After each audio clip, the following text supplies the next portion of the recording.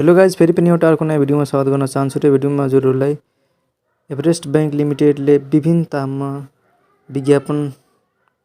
विज्ञापन अथवा भ्याकेन्सी खोलेको छ र त्यो भ्याकेन्सीमा हामीहरूले कसरी एप्लाई गर्ने र कुन कुन पदमा भ्याकेन्सी खोलेको छ र कति योग्यता चाहिन्छ, त्यो भ्याकेन्सीको कति एक्सपिरियन्स चाहिन्छ र के डकुमेन्ट चाहिन्छ, सम्पूर्ण डिटेल यो भिडियो मार्फत हजुरहरूलाई प्रस्तुत गर्न गइरहेको छु।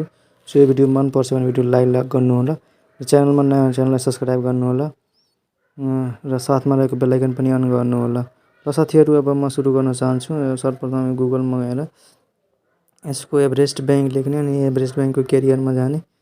यसको नोटिसको बारेमा यसको कैरियरमा दिएको हुन्छ। यसको जस्तै यहाँ भ्याकेन्सी अनाउन्समेन्ट टेलर भनेर दिएको छ।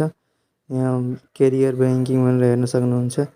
Everest bank limited, a leading commercial bank having a wide network of branches all over Nepal, seeking application from a qualified, energetic and self-motivated Nepali citizen following eligible criteria for the position of teller to posted a different branch office of the bank outside the Kathmandu Valley. Preference shall be given to the candidate of respective province. Essential criteria के चाहिन्छ हामीहरूले यो फर्ममा भर्नको लागि क्राइटेरियाहरू दिएको छ। Qualification, यहाँ qualification भनेको छ 10+2 minimum qualification 10+2 with less than 60 marks or GPA 2.8 above the new grading सिस्टमको 2.8 भन्दा एबभ र SLC कोले चाहिँ SLC दिएकोले चाहिँ 60% +2 पहिला मार्कसिट के अरे पर्सेन्टेजवाला भएको 60% एबभ अनि त्यसपछि लेस देन 60% अनि त्यसपछि नट लेस देन 60%, 60% भन्दा कम नभएको अनि त्यसपछि 2.8 GPA भन्दा माथि भएको यो क्वालिफिकेसन भयो। त्यसपछि एज चाहिँ should not excluded 26 year at least date of application. 26 year भन्दा बढी भएको हुनु भएन। त्योभन्दा should not exceed 26 year as not a list of त्यो एप्लिकेसन डेट भन्नु 26 वर्ष। त्यस्तै यहाँ भनेको छ प्रिफरेन्सियल क्राइटेरिया भनेर दिएको छ। यसमा हामीले having excellent communication of English बोल्न हामीलाई आउनु पर्यो, इङ्ग्लिस एन्ड नेपाल। त्यसपछि ह्याभिङ वर्किङ एक्सपिरियन्स अफ कम्प्युटरको working experience, having banking experience of commercial bank, जस्तै इन्ट्रान्सिप यताउति गरेको हुनु पऱ्यो। त्यस्तै short listed candidate will be called for written test followed by in इन्टरभ्यूमा अब सर्ट लिस्ट भएकोले चाहिँ टेस्टको लागि बोलाइन्छ। The bank reserve the right to reject any all application without एसाइनिङ any reason whatsoever. ब्याङ्कले त्यो रिजेक्ट गर्न पाउने अधिकार हुन्छ बिना कुनै रिजन देखाइकन पनि भनेर यहाँ भनिदिएको छ। त्यस्तै अर्को canvassing at any stage of the recruitment process said render the candidate eligible. अब यसलाई एप्लाई भनेर यहाँ दिएको छ। एप्लाईको बारेमा यहाँ दिएको छ, जस्तै हाम्रो प्लिज एप्लाई विदिन भनेर भनेको छ। विदिन 23 थर्ड माघको 23 गतेसम्म 2079 माघको 23 गतेसम्म र 2023 फेब्रुअरी 6सम्म चाहिँ यसको एप्लाई गर्न सकिन्छ भनेर दिएको छ। एप्लाई गर्नको लागि हामी यहाँ एप्लाईमा क्लिक गरेर हामीहरूले एप्लाई गर्न सकिन्छ। एप्लाईमा क्लिक गर्ने अनि त्यसपछि यहाँ भ्याकेन्सी भनेर टेलर अनि त्यसपछि यसमा टेलर नेम छ। यसमा आफ्नो फर्स्ट नेम राख्ने, त्यस मिडल नेम राख्ने, लास्ट नेम राख्ने, डेट अफ बर्थ यहाँ राख्ने, आफ्नो डेट अफ बर्थ राख्ने, सिटिजन नम्बर राख्ने, सिटिजन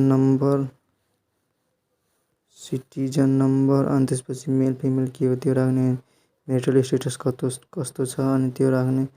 अनि त्यसपछि यहाँ नेसनलिटीमा आफ्नो नेसनलिटी कुन कन्ट्रीको त्यो राख्ने, अनि त्यो रिलिजियस राख्ने अनि पर्मानेन्ट एड्रेस राख्ने।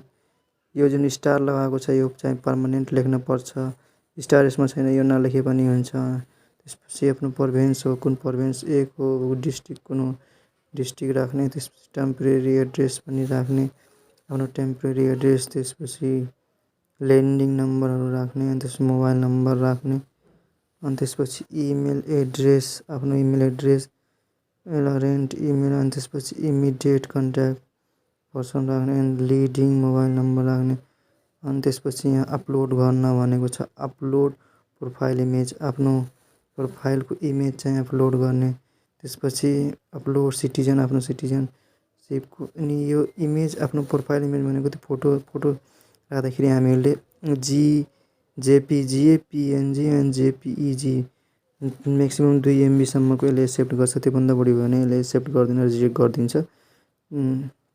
अनि त्यसपछि यहाँ सिटिजनसिपमा पनि त्यही 2 MB नै छ। अनि त्यसपछि अपलोड सिभी, आफ्नो सिभी बनाएको हुन्छ, त्यो सिभी अथवा रिज्युम जुन बनाएको हुन्छ त्यो यहाँ अपलोड गर्ने, त्यो पनि 2 MB कोले नै एक्सेप्ट गर्छ। त्यस्तै गरी अरू के अपलोड कभर लेटर, आफ्नो कभर लेटर लेख्न पर्छ, त्यो कभर लेटर लेखेको हुन्छ त्यो पनि 2 MB हुन्छ, त्यो पनि हामीले अपलोड गर्ने। त्यसपछि एजुकेसनल यहाँ भनेको छ। एजुकेसनल डिटेलमा अब एजुकेसनल म्याक्सिमम् 10+2 विदिन ल 60% अब कम भएन, 60% भन्दा माथि हुन पऱ्यो। 60% आएको भएकोमा म पनि एप्लाई गर्थेँ, मेरो आएको छैन 60%, त्यही भएर एप्लाई गर्न मिलेन। मेरो 58 आएछ, 2%ले पछाडि छु। अनि त्यसपछि एसएलसी, अब एसएलसीको भ्याल्यु, एसएलसीको यहाँ अब एसएलसीमा कति आएको छ, एसएलसीको मार्कसिट यहाँ राख्न सक्नुहुन्छ। त्यस्तै यो ट्रान्सक्रिप्ट, +2को यहाँ ट्रान्सक्रिप्ट, त्यो +2को मार्कसिट चाहिँ यहाँ राख्न सक्नुहुन्छ, 2 MBको सबै। अनि त्यसपछि ब्याचलर डिग्री छ भने ब्याचलर डिग्रीको यहाँ मार्कसिटहरू राख्ने, अनि त्यसपछि मास्टर डिग्री गर्नुभएछ भने मास्टर डिग्रीको राख्ने, अनि त्यसपछि अदर डकुमेन्टहरू जस्तै कम्प्युटर एक्सपिरियन्स गर्नुभएको छ अथवा इन्टर्नसिप यताउति गर्नुभएको छ अथवा कतै ब्याङ्कमा काम गर्नुभएको छ त्यहाँ अदर्समा चाहिँ अपलोड गर्न सक्नुहुन्छ। अनि त्यसपछि एजुकेसनमा यहाँ एसएलसीको बारेमा लेख्न भनेको छ, सबै एसएलसीको बारेमा लेख्नु। अनि त्यसपछि बोर्ड, स्कुल, डिग्री, अनि त्यसपछि सब यसमा एसएलसीको बारेमा पास इयर लेख्नु। यति भइसकेपछि अब +2को बारेमा यहाँ लेख्न भनेको छ। +2 एचएसबी हो कि एनइबी हो, कुन स्कुलमा हो, अनि त्यसपछि कुन फ्याकल्टी हो, अनि त्यस कति मार्क्स आयो, कति % आयो, कुन इयरमा पास हुनुभयो त्यो लेख्नु। अनि त्यस ब्याचलरको पनि सेम त्यस्तै लेख्नु, मास्टरको पनि त्यस्तै लेख्नु। अब वर्क एक्सपिरियन्स भनेको छ। Work experience start with most recent, अब कुन अर्गनाइजेसनमा काम गर्नुभयो, अर्गनाइजेसनको नाम, पोजिसनको नाम, डिपार्टमेन्ट, अनि एक्सपिरियन्सको बारेमा लेख्नु। त्यसपछि इन्टर्नसिप डिटेल, इन्टर्नसिप गर्नुभएको छ भने कुन अर्गनाइजेसनमा, कुन ब्याङ्कमा, कुन पोजिसनमा, कुन डिपार्टमेन्टमा, अनि त्यसपछि एक्सपिरियन्स लेख्नु। त्यसपछि एभाइलेबिलिटी आर प्रिफरेन्सेसको बारेमा, अब ड्राइभिङ लाइसेन्स छ कि छैन, कतिको छ, 2 व्हिलरको छ, 2 मोटरसाइकल स्कुटीहरूको छ कि कारहरूको छ कि दुइटैको छ, अब कुन हो त्यसैमा टिक लगाउनु। अनि त्यसपछि रेफरेन्स राख्नुपर्छ। रेफरेन्स अब कुनै व्यक्तिलाई रेफरेन्स राख्नुपर्छ, जस्तै अर्गनाइजेसनमा, कुनै अर्गनाइजेसनमा सरकारीमा अथवा ब्याङ्कमा काम गरेको भने कुनै त्यहाँको चिने जानेको सरलाई रेफरेन्समा राख्ने। अनि त्यसपछि त्यो अर्गनाइजेसनको नाम, डिजाइन, कुन पदमा हुनुहुन्छ, उहाँको एड्रेस, उहाँको इमेल नम्बर, उहाँको मोबाइल सबै राख्नुपर्छ आफूले चिने जानेको। अनि त्यसपछि यहाँ सबमिटमा क्लिक गरेर सबमिट गर्नुहुन्छ अनि हजुरको फर्म एप्लाई हुन्छ। यसरी नै साथीहरू आफ्नो फर्म एप्लाई गरेर आफ्नो करियरलाई राम्रो बनाउन सक्नुहुन्छ। यति भन्दै यो भिडियो यहीँ फिनिस गर्छु। Thanks for watching.